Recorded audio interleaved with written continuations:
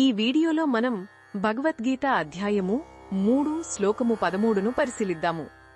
ఈ శ్లోకంలో శ్రీకృష్ణుడు మనం తినే ఆహారం గురించి, దాని వెనుక ఉన్న భావన గురించి ఒక ముఖ్యమైన విషయాన్ని చెప్తున్నాడు.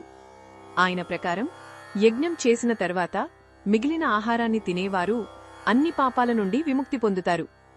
ఇక్కడ యజ్ఞమంటే కేవలం పెద్ద హోమం కాదు, మనకున్న దానిని ఇతరులతో పంచుకోవడం.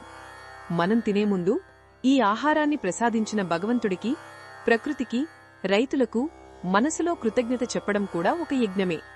అలా వండిన ఆహారాన్ని ముందుగా దేవునికి నివేదించి కుటుంబంతో, అతిథులతో లేదా అవసరంలో ఉన్నవారితో పంచుకుని ఆ తర్వాత మనం స్వీకరిస్తే అది ప్రసాదమవుతుంది. అలాంటి పవిత్రమైన ఆహారం మన పాపాలను హరించి మనసుకి శాంతిని ఇస్తుంది. ఇది ఇతరుల పట్ల మనలో ప్రేమను, బాధ్యతను పెంచుతుంది. కాని కేవలం తమ స్వాంతం కోసం, తమ ఆకలి తీర్చుకోవడం కోసమే వండుకొని తినేవారు పాపాన్నే తింటున్నారని భగవానుడు హెచ్చరిస్తున్నాడు.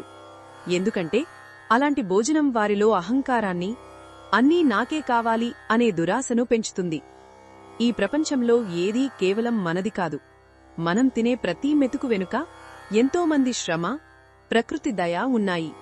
ఆ నిజాన్ని మరచి జీవించడం తప్పు అని కృష్ణుడు స్పష్టం చేస్తున్నాడు. కాబట్టి భోజనం చేసే ముందు ఒక్క క్షణం ఆగి మనకు సహాయపడిన వారందర్నీ తలుచుకుందాం.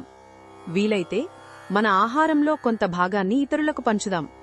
ఈ చిన్న ఆచారం మన జీవితంలో గొప్ప మార్పును, ప్రశాంతతను తీసుకువస్తుంది. ఇది ఈ శ్లోకంలోని భావాన్ని వివరించడమే లక్ష్యం. మరిన్ని భగవద్గీత శ్లోకాల అర్థాన్ని తెలుసుకోవాలంటే మా తదుపరి వీడియోలను తప్పకుండా చూడండి.